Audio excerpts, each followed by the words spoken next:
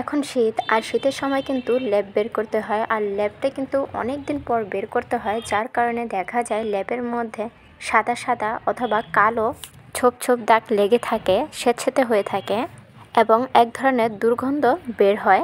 ল্যাবটা কিন্তু অনেকটা ভারী হয়, তাই ধুয়ে দেওয়া সম্ভব হয় না, আর ধুয়ে দিলেও ল্যাবের যে তুলোগুলো সেগুলো কিন্তু নষ্ট হয়ে যাওয়ার চান্স থাকে। তাই আজকে আমি আপনাদেরকে একটি সহজ সমাধান বলে দিব। এর জন্য আমি একটি মগে প্রথমে পানি, তারপর হুইল পাউডার দিয়ে মিক্স করে নিয়েছি, আর একটি গা মোড়ানোর সুবা নিয়েছি। আপনারা চাইলে এর পরিবর্তে ন্যাকড়া ব্যবহার করতে পারেন এবং হুইল পাউডারের পরিবর্তে শ্যাম্পু ইউজ করতে পারেন, এতে কিন্তু গ্রানটা ভালো আসবে। তারপর হুইল পাউডার মিশ্রিত পানিতে আমি সুবাটা ভিজিয়ে চিপে নিচ্ছি, আর পুরোটা ল্যাবের মধ্যে ঘষে ঘষে মুছে নিচ্ছি।